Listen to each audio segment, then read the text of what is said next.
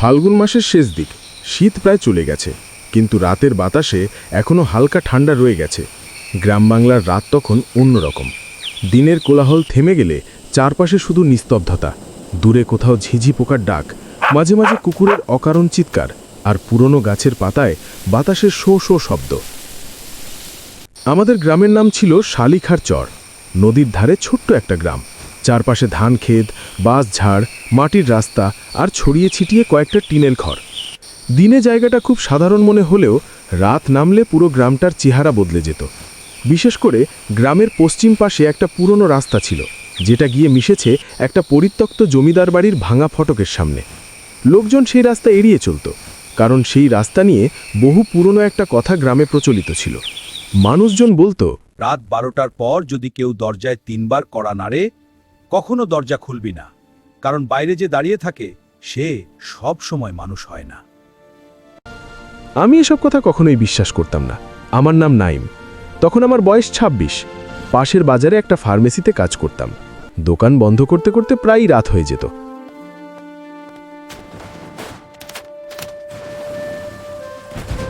আর আমার একটা বদভ্যাস ছিল, গ্রামের শর্টকাট রাস্তা দিয়ে একাই বাড়ি ফিরতাম, যে রাস্তা দিয়ে অন্য কেউ রাতের পর যেত না।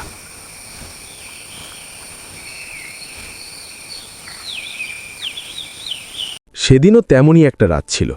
সারাদিন বাজারে খুব ভিড় ছিল। রাতে দোকানের হিসাব মিলাতে মিলাতে প্রায় 11:30 বেজে গেল। আমি দোকান বন্ধ করে বের হতেই বুঝলাম পুরো বাজার প্রায় ফাঁকা হয়ে গেছে। শুধু দূরে একটা চায়ের দোকানে হালকা আলো জ্বলছিল। রাস্তার কুকুরগুলো আজ অদ্ভুত চুপচাপ। মনে হচ্ছিল রাতটা যেন স্বাভাবিক না। আমি গায়ে পাতলা সোয়েটারটা টেনে নিয়ে হাঁটা শুরু করলাম। বাজার থেকে বাড়ি ফিরতে হলে 2টা রাস্তা ছিল। একটা বড় রাস্তা, যেটা দিয়ে গেলে সময় বেশি লাগত, আর একটা ছোট রাস্তা, যেটা সোজা গ্রামের পশ্চিম দিক দিয়ে জমিদার বাড়ির পাশ কাটিয়ে চলে গেছে।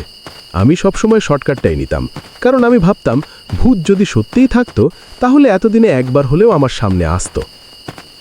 সেদিন আকাশে চাঁদ ছিল না, মেঘে ঢাকা একটা অদ্ভুত কালো রাত। রাস্তার পাশে পুরনো কাঁঠাল আর শিরীষ গাছগুলোকে অন্ধকারে এমন লাগছিল যেন কেউ দাঁড়িয়ে আছে। বাতাসে একটা স্যাঁতস্যাঁতে গন্ধ ছিল, যেন ভেজা মাটি, শুকনো পাতা আর অনেক দিন বন্ধ থাকা কোনো ঘরের গন্ধ একসাথে মিশে গেছে। আমি হাঁটতে হাঁটতে জমিদার বাড়ির ভাঙা ফটকের কাছে পৌঁছালাম। ওই বাড়িটা নিয়ে ছোটবেলা থেকেই অনেক গল্প শুনেছি। অনেক বছর আগে নাকি এখানে আগুন লেগে পুরো বাড়ির একাংশ পুড়ে গিয়েছিল।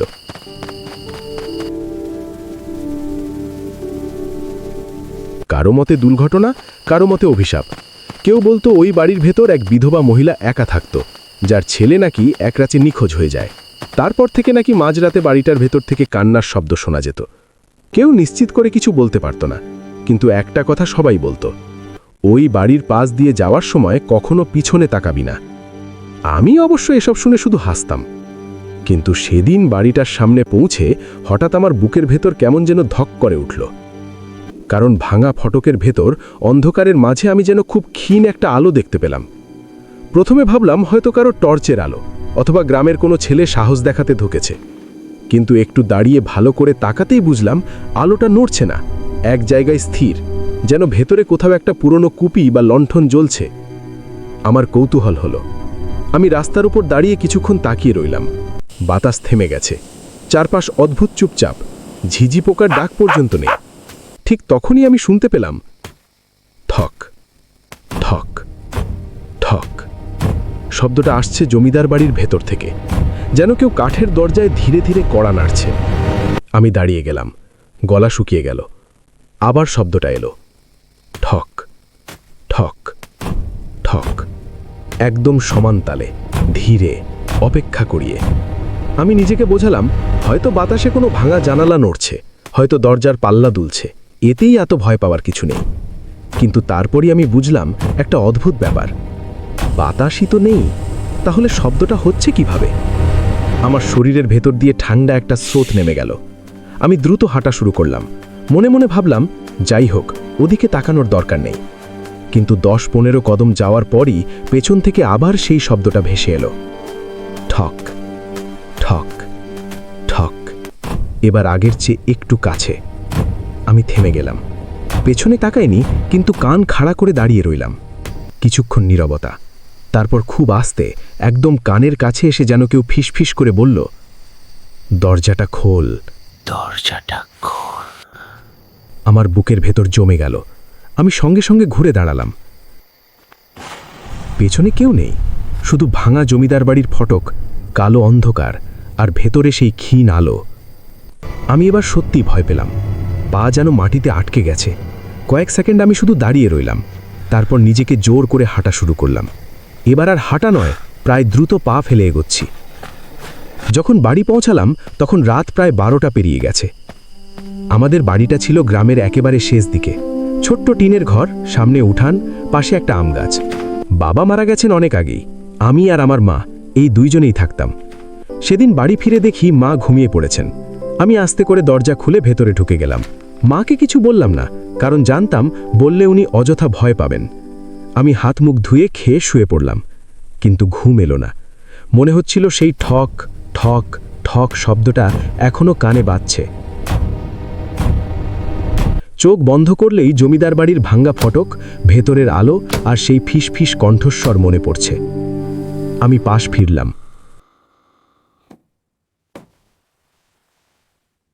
ঘরের ভেতর অন্ধকার, জানালার ফাঁক দিয়ে হালকা রাতের আলো ঢুকছে। মা পাশের খাটে ঘুমিয়ে। আমি নিজেকে বললাম, সবই মনের ভুল। এত রাত, ক্লান্তি, অন্ধকার এসব মিলিয়ে এমন মনে হচ্ছে। ঠিক তখনই ঠক ঠক ঠক আমাদের সামনের দরজায় কড়া নাড়ার শব্দ হলো। আমার পুরো শরীর জমে গেল। আমি প্রথমে ভাবলাম ভুল শুনছি, কিন্তু না, আবার ঠক ঠক ঠক, একই তালে, একই ছন্দে। আমার বুকের ভেতর ধুকপুক শব্দ বেড়ে গেল। মা ঘুম ভেঙে উঠে বসলেন। নাইম, কে রে এত রাতে? নাইম, কে রে এত রাতে? আমি কোনো উত্তর দিতে পারলাম না। মা আবার বললেন, দেখ তো দরজায় কে এসেছে, দেখ তো দরজায় কে এসেছে।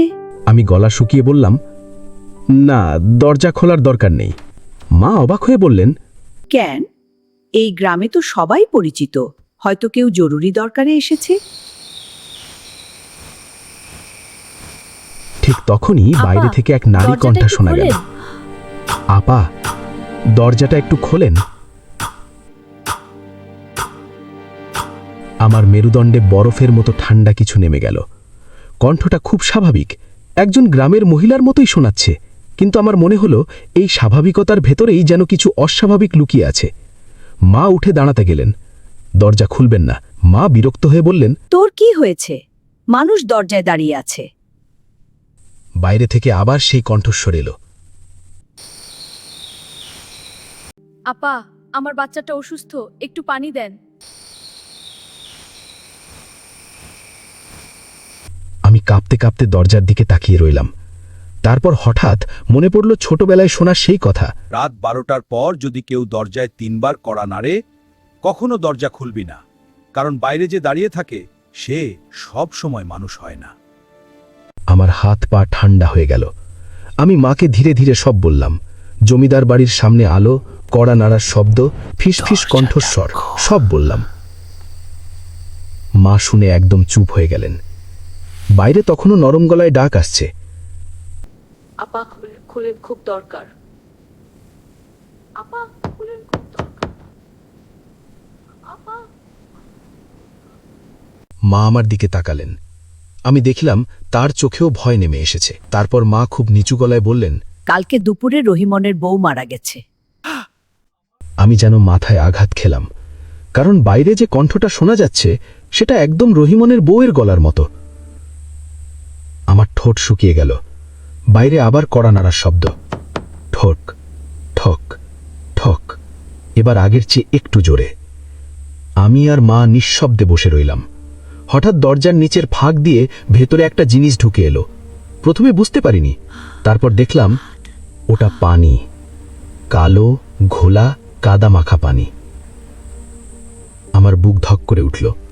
পানি ধীরে ধীরে দরজার নিচ দিয়ে ভেতরে ঢুকছে, আর সেই পানির সাথে একটা পচা ভেজা কাদামাটির গন্ধ পুরো ঘরে ছড়িয়ে পড়ছে। মা কাঁপতে কাঁপতে বললেন, এ পানি? বাইরে তো শুকনা মাটি। আমি দরজার দিকে তাকিয়ে রইলাম। বাইরে থেকে এবার আর মহিলার গলা নয়, একটা খুব নিচু ভাঙা কর্কশ গলা শোনা গেল, দরজাটা খোল। এবার আমি নিশ্চিত হলাম বাইরে যে দাঁড়িয়ে আছে সেটা মানুষ না। মা কোরআন শরীফের আয়াত পড়তে শুরু করলেন। আমি তার পাশে বসে শুধু দরজার দিকে তাকিয়ে আছি। আমার মনে হচ্ছিল দরজার ওপাশে কেউ দাঁড়িয়ে নেই, বরং কিছু একটা দাঁড়িয়ে আছে যেটা মানুষ সেজে এসেছে। হঠাৎ দরজার কড়া ধীরে ধীরে নড়তে শুরু করল, খট খট খট, যেন বাইরে থেকে কেউ আস্তে আস্তে হাতল ঘোরানোর চেষ্টা করছে। তারপর ধাপ, একটা ভারী শব্দ, যেন কেউ দরজার গায়ে কপাল ঠেকালো। আমার নিঃশ্বাস বন্ধ হয়ে যাচ্ছিল।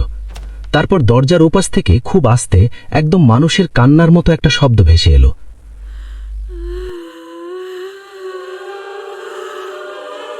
প্রথমে একজনের, তারপর দুজনের, তারপর অনেকজনের। মনে হচ্ছিল দরজার সামনে শুধু একজন না, অনেকগুলো মানুষ দাঁড়িয়ে আছে।